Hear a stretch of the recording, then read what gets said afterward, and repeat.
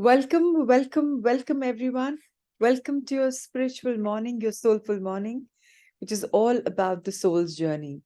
So, just to advance our soul furthermore and have an insightful day and an insightful life, let's close our eyes, align our energy with our breath work, gently check our posture,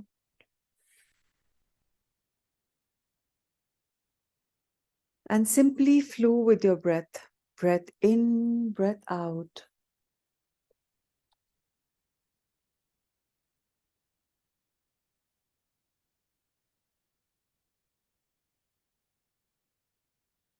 This breath is a beautiful gift for all of us. And this breath helps us realize how gifted, how blessed we all are. In this world of uncertainty, pollution, and all that is unfolding on Mother Earth, Ma Gaia, Prakriti is at a loss, and yet it's so healing. While it is being abused, it doesn't stop in emitting oxygen.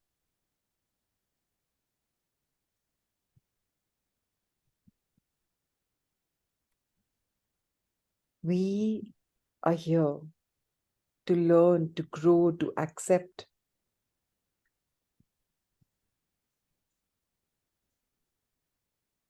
These wonderful trees emit carbon dioxide at night. And when they release that, a part of the process of respiration, these trees look like inverted human lungs. There is enough sunlight in the day, and then plants undertake photosynthesis, convert that energy, sunlight energy, into CO2. And while that happens, we must also be thankful to those trees, such as people that keep emitting oxygen for 24 hours non-stop. While many people talk about people tree being evil, but it's also called the Bodhi tree.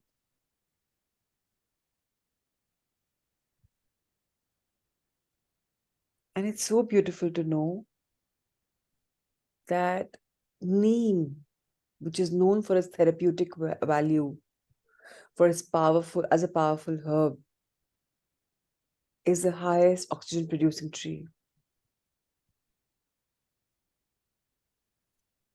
While today morning we are guided to talk about plants and Mother Nature, how can we forget the divine plant, Tulsi plant, which is kind of indoor and that releases oxygen at night and even during the day. Most of the people keep this plant outside. However, one must be aware that we can also keep it indoor. The leaves of this plant are used to treat so many diseases. It's used in kadhas to treat cold and cough. It's used for treating high blood pressure. It's used for treating asthma, high cholesterol. And there are so many more plants that keep emitting oxygen, pothos, and many, many more. But while we were talking about Tulsi ji, being Indians, and most of us being Hindus here, it's believed that Radha Bhagwan, she resides in Tulsi leaves. So after sunset, after the sun just... Malio, रुमाल निकालो 4 dots लगा लियो Vanna Keta, please mute yourself. When you're in sessions, people are meditating. I muted you. Please be careful. So while Radhaji resides in Tulsi leaves,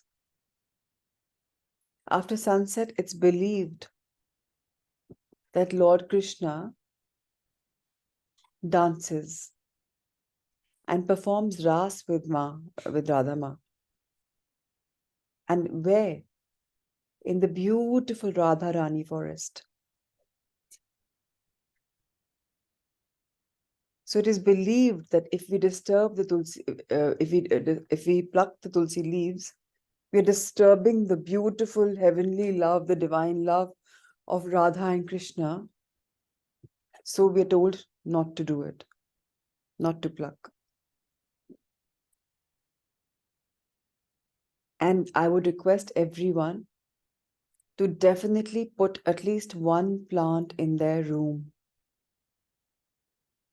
I can send a list of 10-15 plants that you can keep, like maybe an English ivy, maybe a spider plant, maybe a golden pothose, maybe a rubber plant, maybe a gardenia. They're beautiful peace lilies which thrive very well inside and they look gorgeous. Not only Mother Earth nurtures us, heals us when we actually in her, but a part of Mother Earth can be brought into our own rooms where we spend time, or our own living rooms, wherever we spend time, or our meditation rooms.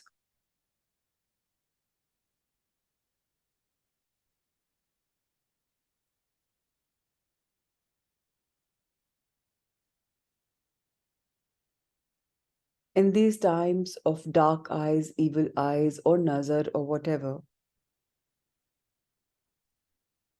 or if you're concerned about your health, there are few plants that brighten up the surroundings, such as coconut, lemon tree, pine.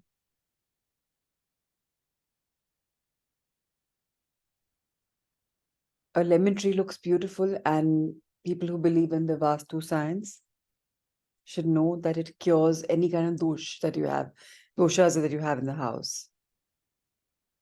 Some people really believe in the sandalwood being auspicious and kept in the house. There's a beautiful plant, namely jasmine. All of us are aware of that flower. Now, this beautiful flower, this plant, it attracts positive energy and it calms the nerves.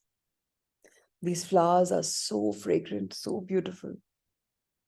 And they bring positivity in the entire environment, in the surroundings, especially in a love relationship between a partner, like a couple.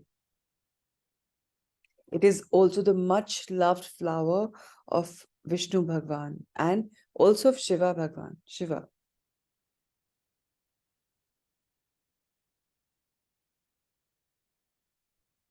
Those who believe in luck should know that the holy basil, Tulsi ji,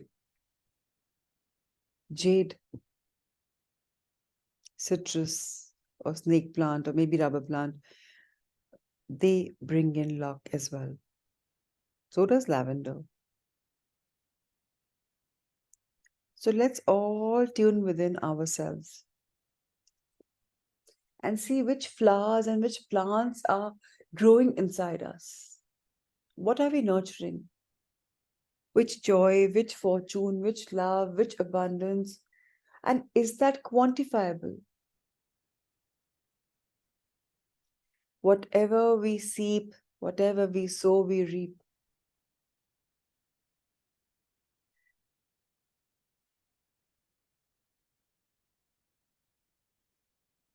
So it's imperative that we start nurturing our inner garden.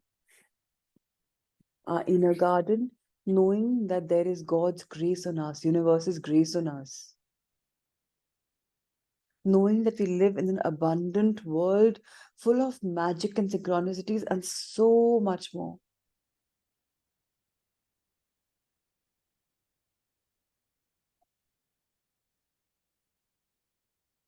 Knowing that each of us need to protect our energy. So whenever you go somewhere and you find that your energy is being drained by one man or woman repeatedly, please understand you need to sever the cords.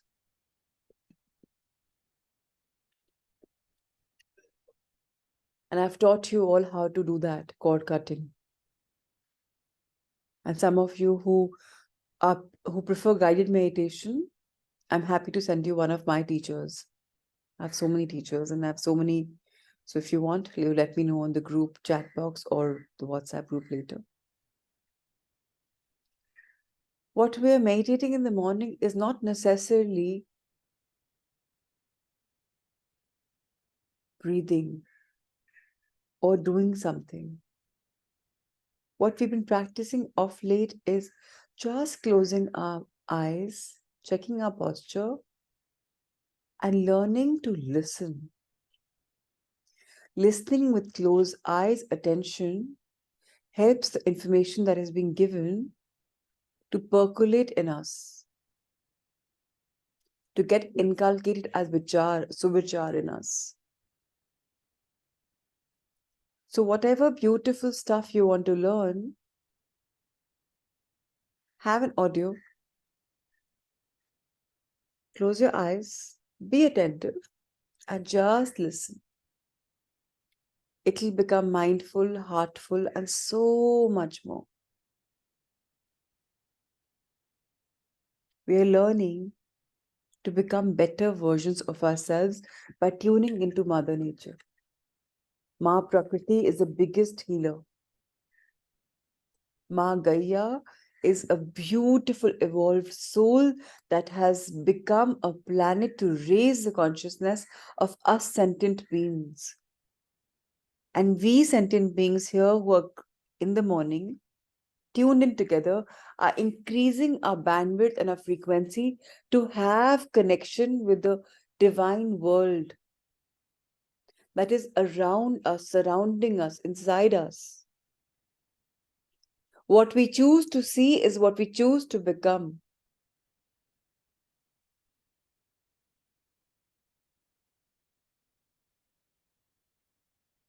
Let's all train ourselves, create this habit in us to start seeing only the very best in everybody. And whatever we think is not of love's light, let's just ignore that. Let's expand our consciousness in our true self, which is only love and light. The more we tune inwards, the more we tune in consciousness, expansion of it, the more magical we will become. And it is our dharma, our karma, to unfold the goodness, to do simple acts of kindness, empathy, compassion, love, light, joy.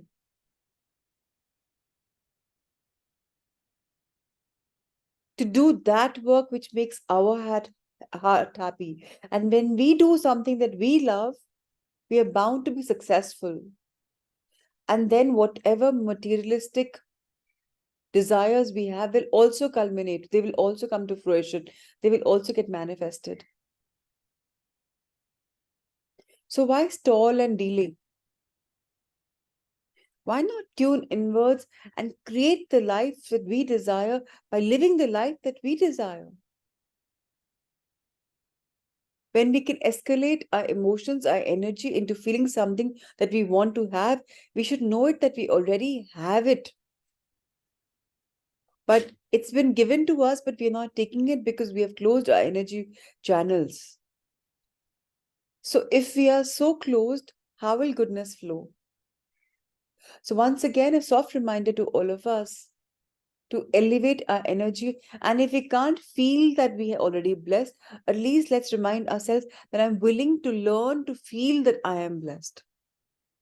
And that will never feel false to you because genuinely you do want to do it.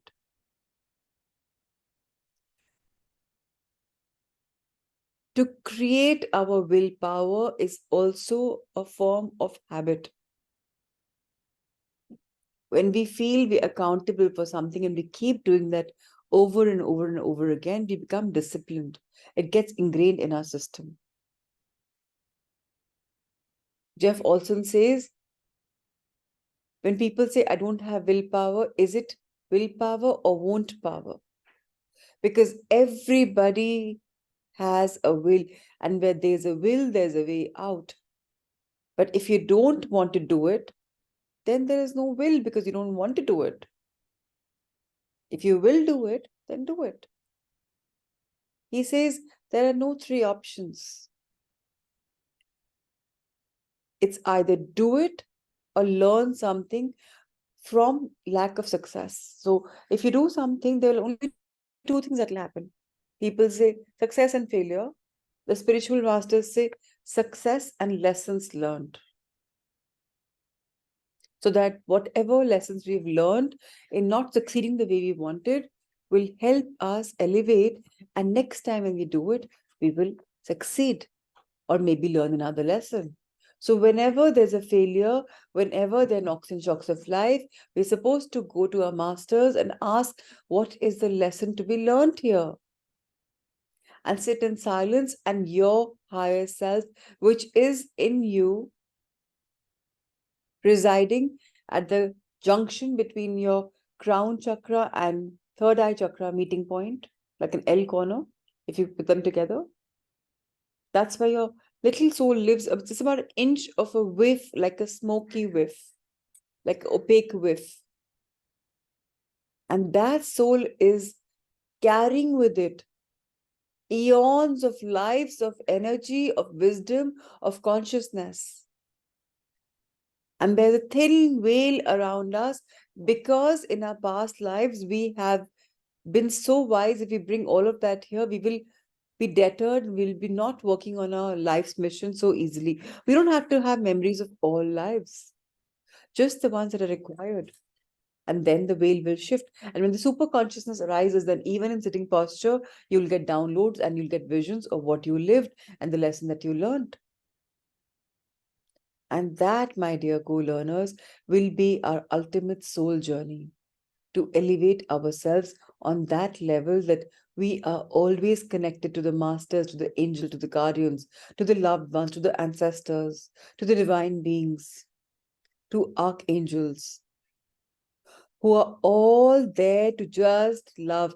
They don't have any judgment. In the Akasha, there is zero judgment.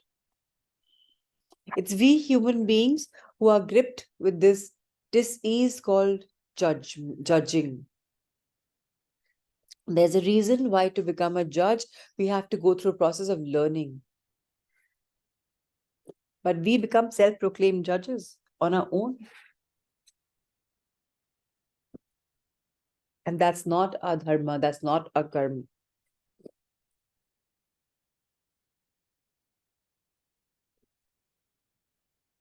Let's tune into our own energy and wish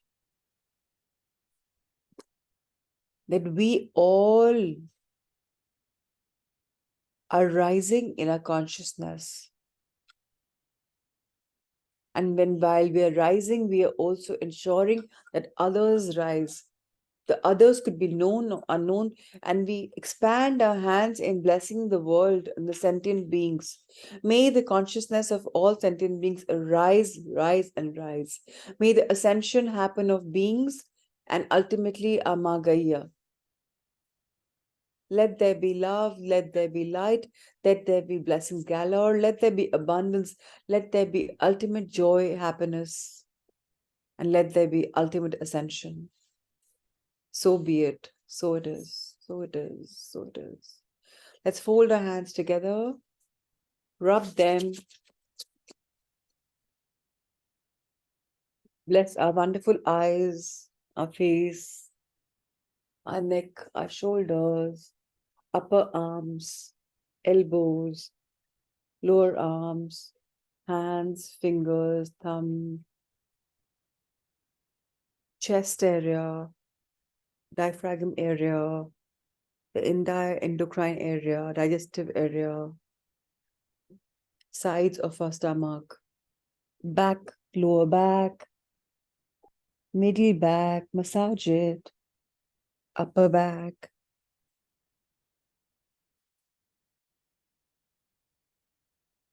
hip joint, upper thighs, inner thighs, lower thighs, knees, Bless them. The under part of knees, calves, ankles, soles of the feet. And be grateful. And gently open your eyes. Thank you, thank you, thank you, everyone, for sharing this beautiful practice, for sharing this sacred space that we created. And now we are going to be tuning into a wonderful book by Dr. Brian Weiss called Miracles Happen. And yet another experiential story we're going to be sharing today, which is absolutely beautiful. It's called Relax and Release. And in this relax and release, let's understand what we are being guided. So Brooke shares, I was at your I Can Do It at Sea workshop series in 2011. My profound healing came during the group workshop. Although I was a highly successful physician in my early 40s, I've been obsessed with the idea of getting married my entire life. It wasn't the normal someday I like to feeling that many people have. I used to feel like I'd die if I didn't get married. As you can imagine, that intensity pushed away long-term boyfriends and sometimes scared off dates. In the group regression, I found myself in about 1 CE in present-day Afghanistan or Pakistan, wrapped in a blue canvas blanket. When you instructed us to become aware of our feet, I suddenly realized that I couldn't feel mine. They were bones, and I was paralyzed from the waist down. I was an outcast from my tribe, which had abandoned me to beg on the street. I hurt so much. I died out in the cold, completely alone. As I floated out of my body, I began to scream at the Jesus figure that accompanied me in the garden. That's not fair. No one should have to live like that, I cried.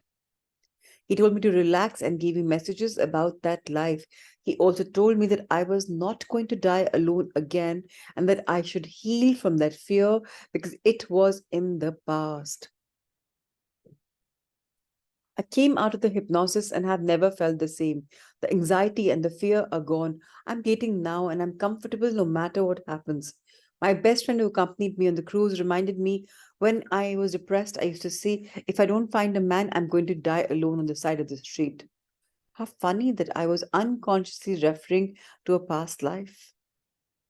There's no way in this life that I would die alone. I have family all around me, but I had always been carrying that grief with me.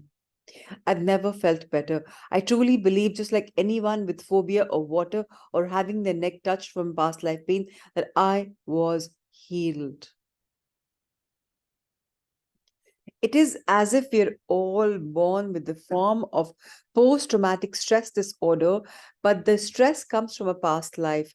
A person who suffers from traditional PTSD will become anxious when something triggers a painful or disturbing memory. He or she re experiences the trauma even though it is no longer present, a thing of the past. For example, the sound of a car backfiring might immediately and viscerally bring to mind scenes of gunfire to a soldier who had just returned home from war. Although he is now safe and hundreds of miles away from the trenches, in his mind, he is instantly transported back to the battlefield, fighting for his survival.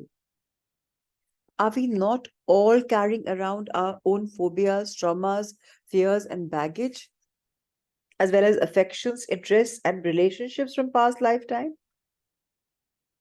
So again, I like to rebut in the middle and say, we all are carrying gifts and curses both from our past life. When I say gifts, if you were a doctor, you would feel that you are pulled towards healing. Automatically, you know what to do, when to do, how to do. If you have been a successful artist, by the way, we all have been everything, by the way. And if you have been a very successful artist, you will bring in this life a gift of painting, which you haven't learned from a professional, but yet you paint, draw color so beautifully. If you have been a singer, this life you'll be singing so easily and beautifully, melodiously, and people are like, wow, she's gifted or he's gifted. If you have been an astrologer, you will be still pulled towards this vidya. If you have been a warrior, in this spirit, you will have the die-hard spirit of a warrior where you must fight your battles because life will present to you life will look to you in the form of a battle, and you'll be like, I must fight it to get recognition, because that's what warriors do. So whatever we have been, we are carrying that from past lives, and we have to heal that past life in order to become whole and complete again, because that past life with it is absorbed, tapped in the holes of our aura, in our ethereal body, in our etheric body as energy cords. And when we are into healing, we will find that these sit in our body as some heavy baggage somewhere.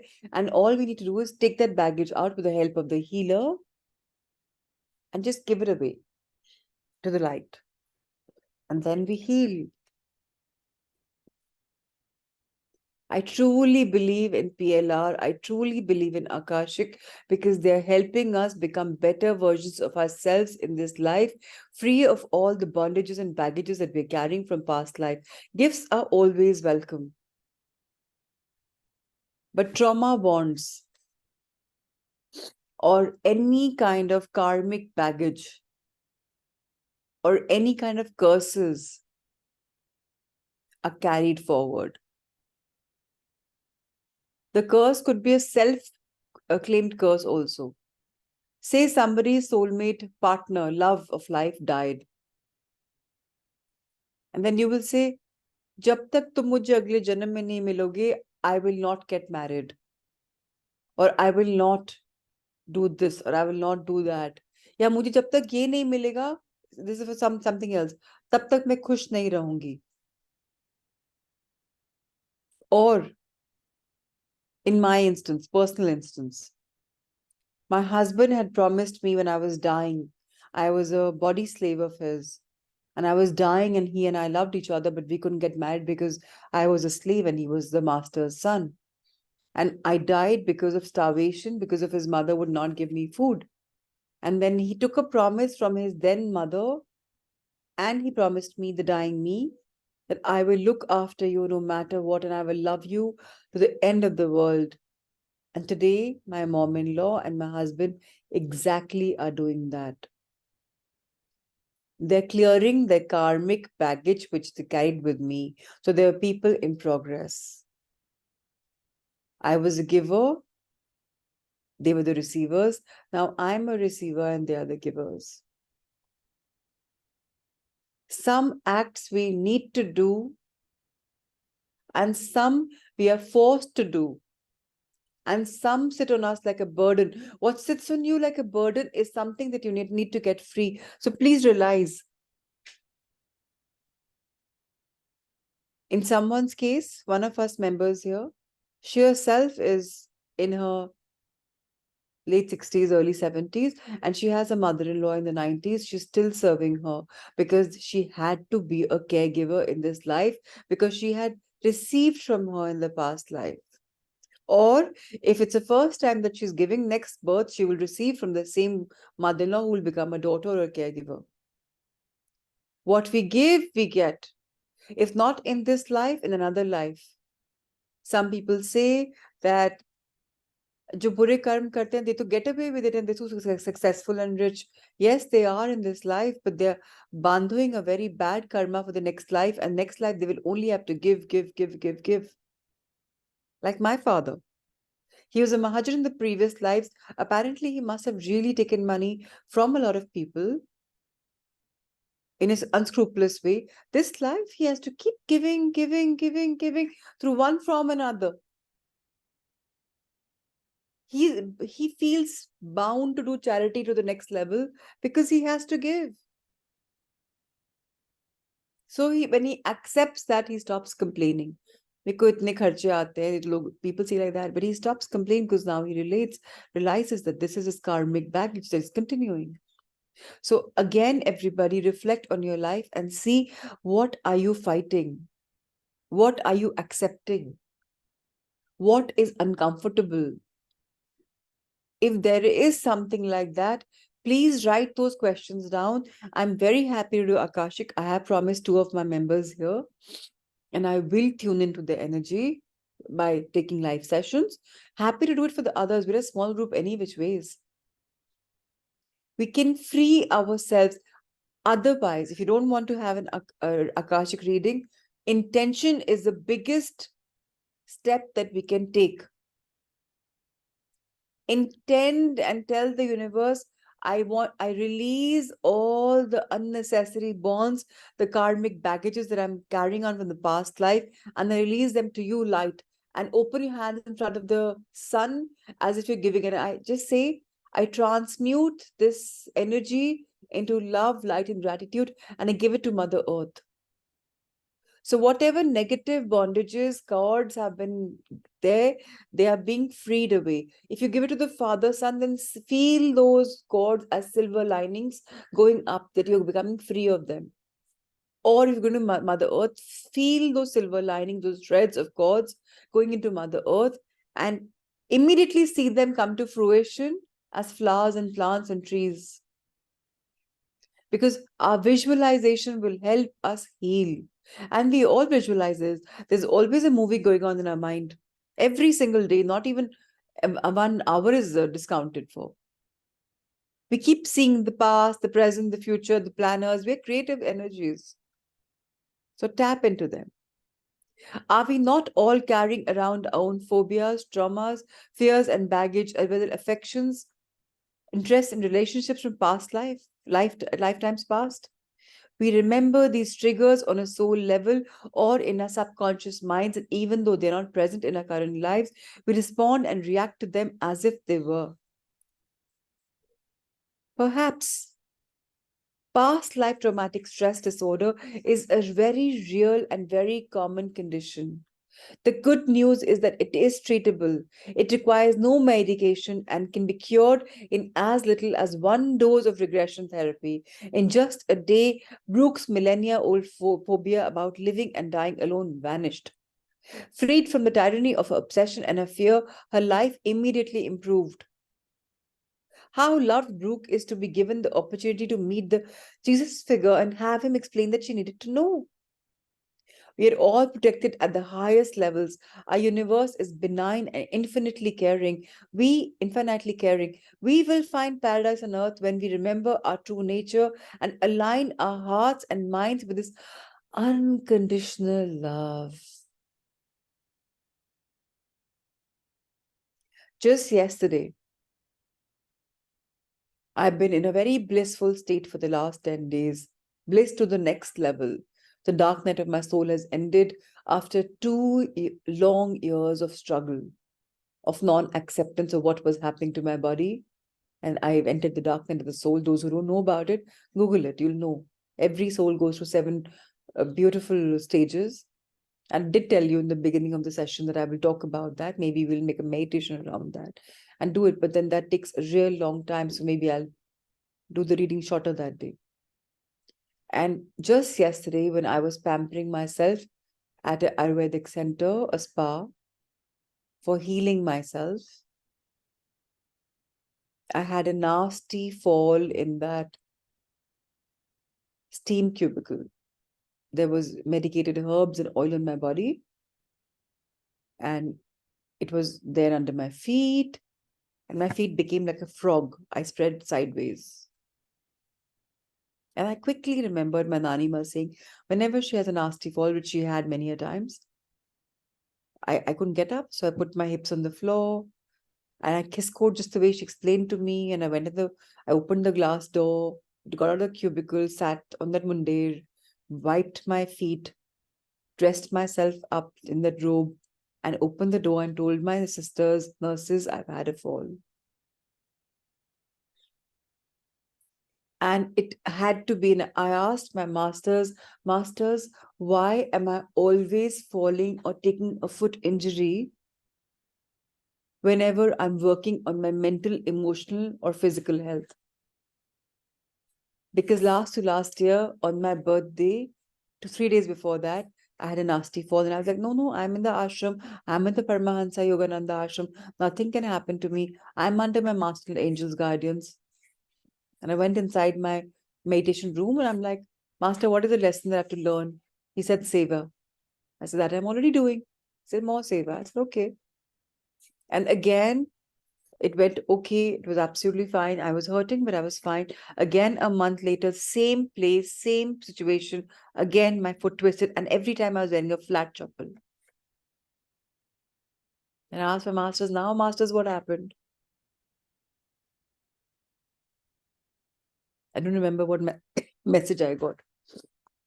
Went to the physiotherapist, and two best of doctors in Delhi who've treated my friends beautifully. They both, like on different times, they both gave me physiotherapies. And I would say, I'm breathing in pain. And they were like, no, no, no, no, it's healing. My sister took me, we went to Thailand. I went in a wheelchair with my family because I couldn't walk. I came back, she took me to her doctor in Apollo. He said, he got an x-ray done. He's like, ma'am, it's a fracture. I was struggling from a fracture for 3 months and I had no clue. And then I was made to wear a iron shoe for 6 months. And what was my intention? To heal myself spiritually. And this damage came. This time I asked Masters, and Master said, after 2 years, I've got a blissful state. Why is this happening to me now? And yesterday in my Akashic reading with my co-learners, co-readers, I had 4 sessions with 4 different people, one from Sweden, one from UK, 2 from India, one from Delhi and one from Maharashtra. And these 4 sessions were mind-bogglingly magical. One talked about a curse that had been put on me because I was a gymnast. I was a athlete, like a cyclist. And my that birth mother, because we were in a Arabic culture, and it was she was abandoned by society because her daughter was such a rebel. So she cursed me that every time I talk about my health, any part of my health, my feet will not support me. And she specifically cursed me that every time I go on a cycle, I will have a nasty fall. And would you believe it?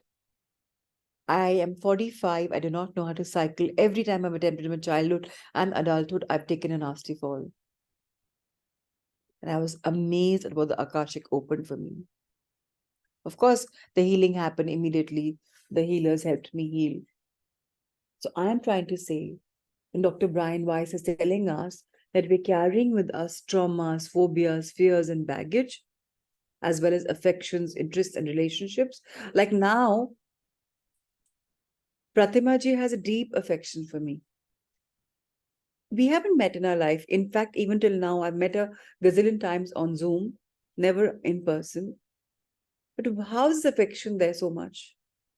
Why is she consistently there with me since 12th of January 21 until now in 23 end? Almost 3 years. Why? She and I am carrying affection from a past life for each other. And even others, all of you, we haven't met in this life for the first time. We have in this life, yes, but in previous lives, we have been together. That's why together we are helping each other raise our consciousness. Now, you may think, I'm the teacher. No, I'm not. I'm just a channel. We're reading books, and whatever guidance I get from my masters while reading, I'm just sharing it out. And I'm doing my life's purpose. Having chosen myself to be a light worker, this is my job. This is my karma. This is my dharma, to share the light that I have in me. And then it heals me too. So when Dr. Brian Weiss says that anything we're carrying from past life, it's treatable, it requires no medication and can be cured in just 1 dose of regression therapy. In just a day, we can all leave our phobias and anything and our obsessions. And then magics happen.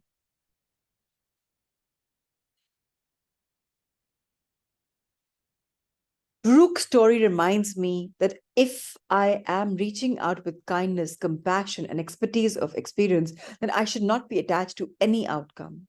If I help 1 person or 10 million, it does not matter. The results are out of my control and are not as important as loving intention and action. This is true for every one of us, for all of our actions. Yes, so I read Ritu's message, me too. So Ritu and I have also been soulmates, like not soulmates, like her sister has been my soulmate. I've seen her in many lives. And of course, then if a sister was soulmate, they both were connected, and she and me had to be connected. She too, like Pratima ji, has been part of all the sessions that I've had. Why? We're carrying affection from past lives. We feel the need to tune into each other's energy, to learn, to grow. So thank you, Ritu, for reminding me that. So again, Dr. Rai says, if I help one person or 10 million, it does not matter. The results are not in, I don't have to control them. What is important is the intention behind the actions that I take, which are full of love. And that is common for all of us here. Even if nobody else in Brooks Group had an experience, a healing, or a transformational understanding, the workshop would still have been an amazing success. Brooke was healed. How marvelous is that? Each one of us is precious.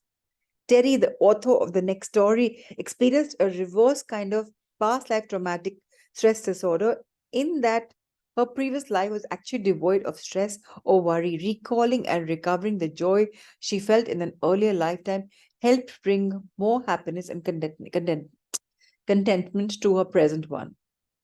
Now, the simple life is being told to us as an experience by Terry. Due to some events that occurred in my family and personal life towards the end of 2008, I spent many days feeling very depressed. That really isn't like me, but it was understanding, considering that I had been thorough, of falling out with one of my children, another child divorcing, my father dying after years of fighting cancer, and becoming very sick myself. For some reason, during this period of time, I became obsessed with the idea of being single, living alone, and working as a secretary.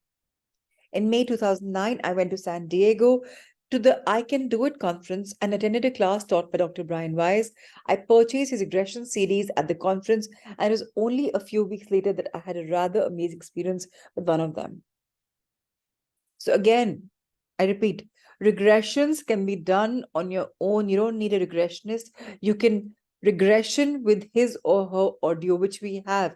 We have Vasudha Bajoria's audio on YouTube, which I've shared a couple of days back because Madhuri had asked. We also have Dr. Brian Weiss's audio, which very beautifully was shared by Supriya. So we can regress with them on our own. It's a safe space. Alternatively, if once we have evolved and lifted the veils between us and the unknown, we can auto regress. Just sit down in meditation, just sit down, tuning into your energy and channeling, and ask the masters to show you what you have to learn and to leave and to let go. And then you will be regress automatically. That's what I do in Akashic. And that's what I do because I've trained myself in Akashic, but you can do that even with intention. What is your intention? That matters most. When I returned home from San Diego, I had been doing the regressions every day or two, so it wasn't unusual for me to lie down on my bed on a quiet afternoon and play one of the CDs. One day, I was feeling even more sad and depressed than usual, and for some reason, I put in the CD. I was home alone and had the time, so I entered into the meditative regression. I felt so sad that I immediately began crying. Soon the crying stopped, and I listened more intently as Brian led me deeper into the experience. I remembered a wonderful past life in Chicago. In fact, when my husband and I had visited that city 2 years ago, I had felt comfortable there and liked it very much, even though I'd always thought that I'd find it too large and unpleasant. In the regression, I found myself in the 1940s as a young woman in her 20s or 30s, namely Jenny. I was thin, single, beautiful, professional. I'd been promoted to executive secretary for a vice president and then again for the president of the company, which was a marriage or motherhood. Sorry, which was a large insurance firm in a modern office building. Although disinterested in marriage or motherhood, I felt extremely happy, content, and satisfied with my life. I didn't date often and didn't want or need a man. There was no desire for a family. I may have been orphaned and so felt used to being alone. I remember my favorite outfit well. It was a green and beige plaid skirt suit with three-quarter length sleeves. I wore hose and high heels. I saw my white 40 style bra and old panties and garner belt. She saw all this, mind you, huh? And that's what you see when PLRs, like a movie. My hair was short, teased, and heavily sprayed. On the evenings and weekends, I wore white pedal pushers and sneakers. I didn't have or need a car. I lived on the same block as my office where I worked. I was so free, no complexities, no family. My girlfriends worked with me. We were quite close. I lived through their breakups and pregnancies. I loved my life as Jenny. I was so happy. There was no stress at all. I would walk along Lake Michigan and feed breadcrumbs to birds in the park and then go shopping at the corner market. My apartment was small but clean, comfortable, uncluttered. Each promotion brought a move to a larger apartment. I miss Jenny's life, my life. Maybe I died too young. And what I felt in addition to homesickness was a sense of incompletion. Perhaps her life, my life as Jenny, didn't end the way I thought I should have. The life as Jenny was a key to unlocking my current depression and problems. I believe I may have wanted a divorce and a life by myself because my soul was so incredibly fulfilled when I was Jenny. Only one day after the regression, I felt remarkably happier than I had been the day before. A lot of it had to do with the knowledge, this understanding of why I so strongly desire living alone, even though I chose to be married and to have a bunch of children during this incarnation. 6 months after having this regression, I realized the obsession I had felt prior to experiencing my life as Jenny had vanished without my even noticing it. I was no longer fixated on living alone, being single, being a secretary, and so forth. It simply disappeared from my conscious mind, and as a result, I'm able to go on with my life and be much happier. Isn't that gorgeous? If you've had a happy life, you see the happy memories and you bring happiness in this life. If you see a sad life, some cords, you delete those cords, you detach from those cords, and you live a happy life. The validity of, Dr. Weiss says, the validity of the past life experience often lies in the disappearance of symptoms. Merely fantasizing about a simpler life would not remove sadness, depression, or obsession. But an actual memory would have such a healing effect, and it indeed did. Terry's sadness disappeared, and she was able to resume her current life despite all its problems and complexities with more peace and happiness. Understanding takes place at many levels, not only the conscious one. Understanding at the subconscious level can just be just as powerful. Our deeper minds observe the past life dramas and say, hey, oh, that's where this obsession or fear or affinity or talent or relationship or symptom comes from. I get it. I don't need it any longer. I will let it go. And then we are healed. Experience teaches the lesson of the temporary nature of the emotions. Being aware of why negative feelings arise and what their roots causes are quickly dissolves them. Sometimes they're caused by events and circumstances in your current life, yet they may be carried over from previous incarnations only to manifest again in your present lifetime. To forgive those who have hurt you and to let go of your anger are hard, but you will feel so free.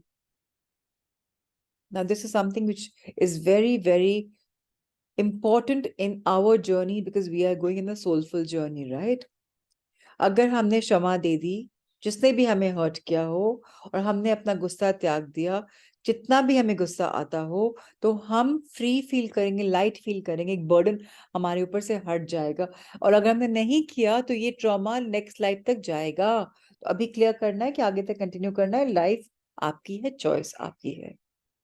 One advantage of growing older and accumulating experiences is that you often become aware that you have encountered a similar situation previously.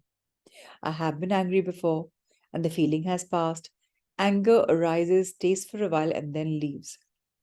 It's like a cloud floating past, only to disappear. All our emotions behave similarly. Sadness comes and goes, fear arises and subsides, anxiety ebbs and flows, frustrations enter and leave, hurt eventually heals. Despair flows into awareness, then diminishes. All are transitory.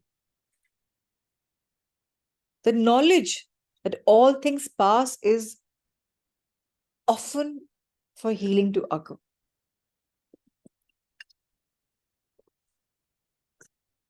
But if the emotions or symptoms continue, past life exploration may provide the cure. It certainly did for Tom, a middle aged man who attended one of my intensive workshops. While participating in an energy exercise, his partner had experienced a burning sensation in her abdomen.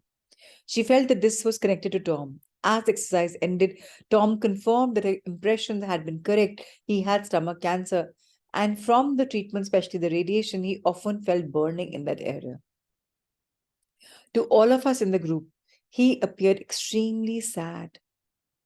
On the second day of the workshop, some of the answers to Tom's sadness and his depressed affect became clear. He explained that he had lost his son. Shortly afterwards, he lost his wife as well. The entire group gasped.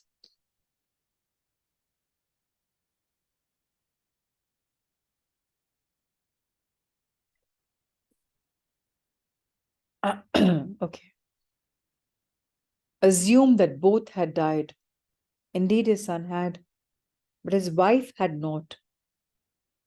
She had left him once his cancer had been diagnosed.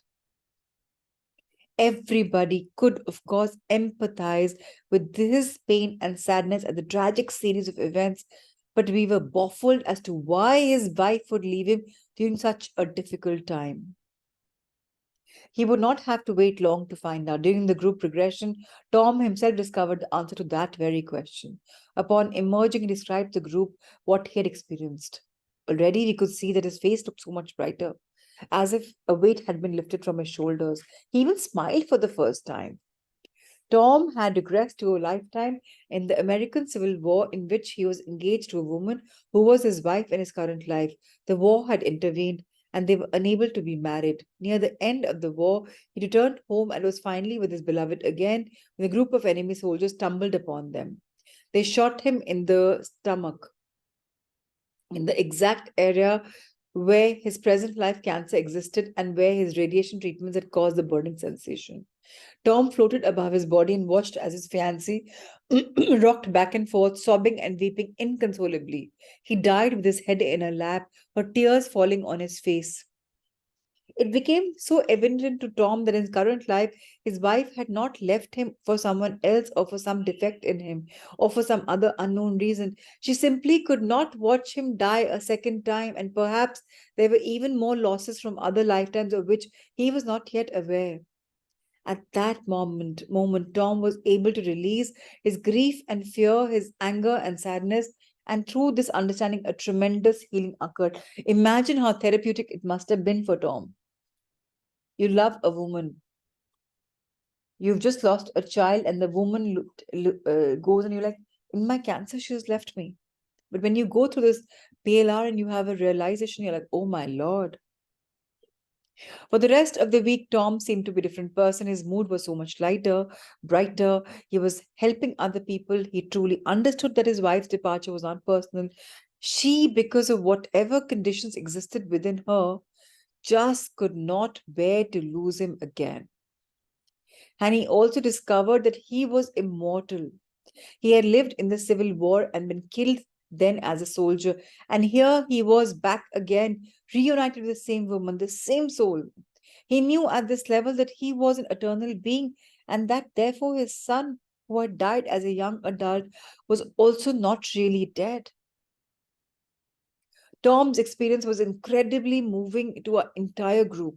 We could all empathize with the pain and sadness he had felt, and we were amazed at the immediate shift in his mood and outlook. He was able to forgive, he became unstuck, he could move on with his life.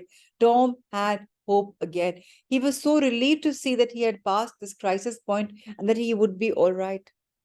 We are souls and we're connected to one another. What happens to one affects all. When a soul regains hope at a deeper level, all other souls feel more hopeful as well. Tom's ability to let go of his anger reminded me of a parable that I recently read about two monks who were preparing to cross a river with a powerful current. A nearby woman had also wished to cross the river, but she was afraid to do so because of the power of the water. One of the monks picked up this woman and put her on her shoulder, and he and the other monk safely crossed to the other side. He put the woman down, she went on her way, and so did the two monks. After a while, the younger monk said to her, I can't believe that you carried a woman across the river. You put her up on your shoulders. This is against our values, it's against our vows. We are not allowed to touch women. How could you do something like that? The older wise monk replied, I put the woman down as soon as we crossed the river. You are still carrying her. In thinking over the story, I realize that we all do this every day.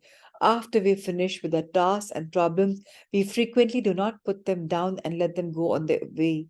We carry them with us far longer than is necessary, creating a burden that adds weight and fatigue to our shoulders and stress to our minds. The cure is to live more and more mindfully in the present moment. Of course, this is important. It is difficult to do and requires practice, but it is well worth it. It is important to learn lessons from the past and to remember them, but then we must let the past go. There is no need to carry it beyond the river. How wonderful is that? It's time for a mindfulness, for a wonderful connection with gratitude. So I'll request everyone to practice a lotus of gratitude. Let's deeply inhale and exhale the breath with a lot of gratitude. Fill in your breath with a lot of blessings. And as you exhale the second time, just share your blessings. The third time in, fill yourself with so much of love. Luminous love, bright love, radiant light. And as you exhale, share your love, share your light. And now put your hands together, each one individually, with your fingers and thumb becoming like a small bud. Two buds in your wonderful hands. Keep opening one petal each and keep counting one blessing. And allow your beautiful lotuses to bloom. These lotuses are symbolic that no matter how dirty the environment is, one can bloom. So no matter how many knocks and shocks of life you have, you can bloom. So let's take 100 seconds and count our blessings.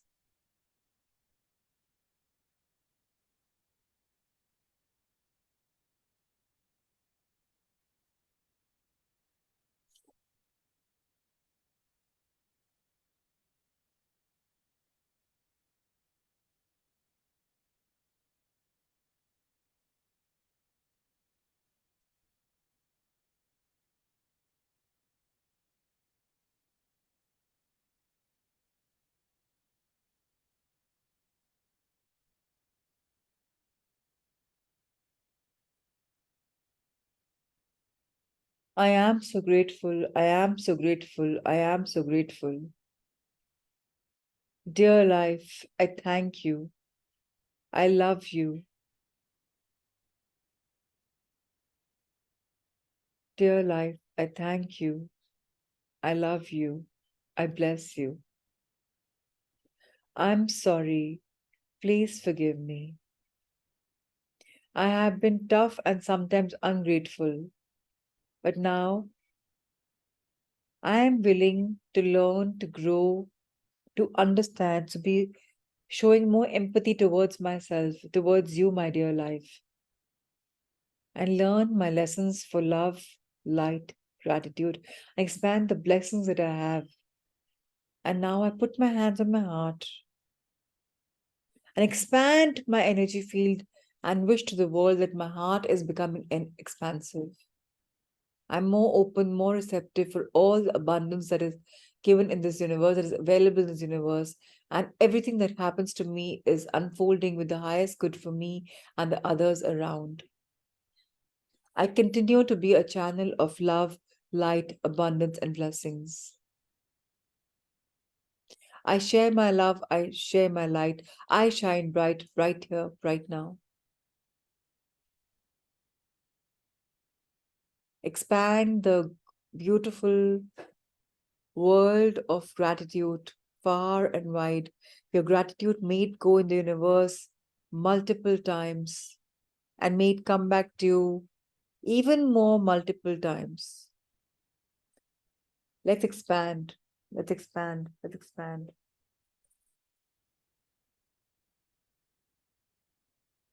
Be blessed, my loved ones. You can rub your hands together.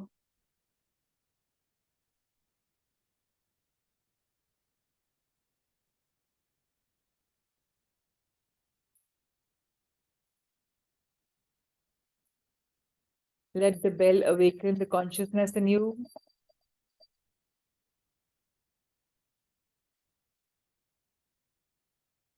May you all heal at a deep down level. Bless your bodies, bless yourselves, and have a magical, blessed day. It's a Thursday, it's a day of the Guru. Think of your Guru, think of your learnings. Take some time and reflect on them and start journaling as to what you have learned of late. Reflect on them. Also, reflect on what you have to let go. Are there any questions that you have? Why you're holding on to some traumas, some bondages, some baggages? Write them down. This is the best time for healing. This is the best time for manifestation. This energy is very beautiful. We are still living in that divine goddess energy. The day may have been over, but its essence is still continues. The fragrance still continues. So lots and love and light to everybody. Have a brilliant day, blessed day. Thank you, thank you, thank you for sharing the space. I really appreciate it. Thank you for your love, light, and blessings. Thank you.